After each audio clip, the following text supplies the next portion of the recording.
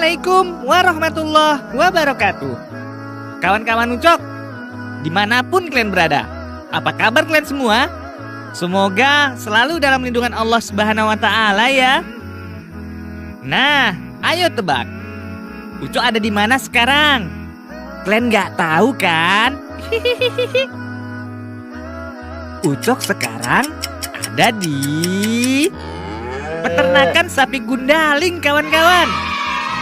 Yap, lebih tepatnya Ucok sekarang ada di PT Putra Indo Mandiri Sejahtera yang beralamat di Jalan Jamin Ginting nomor 5, Peceren, Brastagi, Sumatera Utara. Di sini lumayan adem, kawan-kawan. Selain memang udaranya yang sejuk, peternakan ini juga jauh dari hiruk-pikuk perkotaan. Karena peternakan sapi gundaling ini memang terletak di sekitar kawasan hutan lindung yang jarang penduduk. Pasalnya, memang kebanyakan peternakan sapi berlokasi di tempat yang tenang. Karena dapat mempengaruhi kualitas dari susu sapi tersebut, kawan-kawan.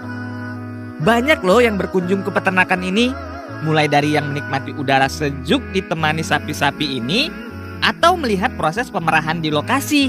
Bahkan, ada yang hanya datang untuk membeli produk susu yang langsung diolah di Gundaling Farm ini. Hebat kan? Masya Allah. Kawan-kawan Ucok semua, kalian suka susu kan? Bisa dibilang rata-rata anak Indonesia minum produk dari susu sapi. Dan kalian juga menyukainya kan? Nah, kawan-kawan, secara umum, sapi adalah hewan ternak anggota suku Bovidae dan anak suku Bovinae. Sapi susu atau sapi perah ini adalah sapi yang dikembangbiakan secara khusus karena kemampuannya dapat menghasilkan susu dalam jumlah besar. Wow! Dalam sejarahnya, sapi penghasil susu dan sapi pedaging tidak memiliki perbedaan mencolok. Dengan induk yang sama, dapat digunakan untuk menghasilkan sapi yang menghasilkan susu maupun daging. Dan saat ini, pengembangbiakan sapi lebih terspesialisasi dengan seleksi buatan untuk mendapatkan sapi varietas khusus yang mampu menghasilkan susu dalam jumlah besar.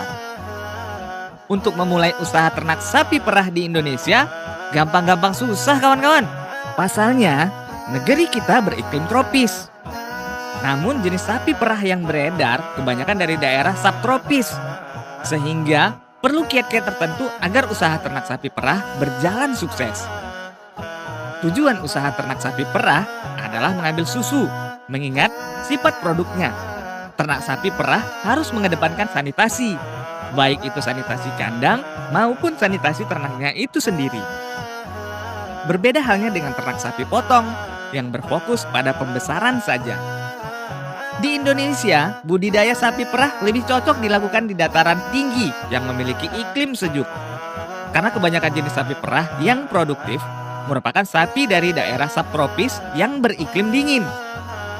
Sapi perah masih bisa dibudidayakan di dataran rendah yang panas. Namun, produksi susunya tidak maksimal. Sebenarnya ada banyak sekali jenis-jenis dari sapi perah ini. Sapi-sapi tersebut ada yang berasal dari daerah subtropis dan daerah tropis. Akan tetapi, pada kesempatan kali ini, kita akan berbicara tentang jenis sapi yang ada di Gundaling Farms ini. Jenis sapi yang ada di Gundaling Farms ini masuk ke dalam jenis Friesian Holstein. Friesian Holstein bisa dikatakan sebagai sapi perah paling populer di dunia. Sapi Friesian Holstein atau FH mempunyai beberapa keunggulan. Salah satunya yaitu jinak. Tidak tahan panas, tetapi sapi ini mudah menyesuaikan diri dengan keadaan lingkungannya. Ciri-ciri sapi FH yang baik adalah memiliki tubuh luas ke belakang. Sistem dan bentuk perambingan baik dan efisiensi pakan tinggi yang dialihkan menjadi produksi susu. Konon, lebih dari 80% populasi sapi perah di Amerika terdiri dari jenis ini. Demikian juga di Indonesia. Sejak zaman kolonial hingga sekarang, sebagian besar berupa jenis sapi perah FH. Adapun bangsa sapi perah yang banyak dipelihara di Indonesia adalah jenis bangsa sapi perah peranakan Friesian Holstein atau PFH. sapi perah PFH merupakan hasil persilangan antara sapi perah FH dengan sapi lokal. Ciri-ciri sapi PFH tidak terlalu jauh dari ciri-ciri sapi FH, yaitu sebagai berikut. Pertama, warna bulunya belang hitam dan putih. Kedua, mempunyai ukuran tubuh yang besar dan beratnya hampir sama dengan sapi FH. Ketiga, mempunyai kadar lemak susu yang juga rendah. Keempat, produksi susu dapat mencapai 15-20 liter per hari per masa laktasi. Kelima, mempunyai sifat tenang dan jinak sesuai dengan induknya. Keenam, lebih tahan panas jika dibandingkan dengan sapi FH, sehingga lebih cocok di daerah tropis. Ketujuh, mudah beradaptasi di lingkungan barunya. Sapi Friesian Holstein berasal dari provinsi Friesland di Belanda. Ukurannya paling besar dibanding jenis sapi lain. Produksi susu sapi FH di daerah asalnya bisa mencapai 7.245 kg per masa laktasi.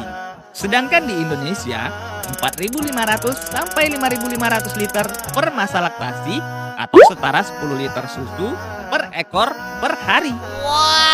Sapi perah Friesian Holstein masuk ke Indonesia dibawa oleh Hindia Belanda pada tahun 1891 sampai 1893 dengan tujuan untuk meningkatkan kualitas sapi perah lokal. Sapi perah Friesian Holstein murni telah ada di Jawa Barat sejak tahun 1900, tepatnya di daerah Cisarua dan Lembang.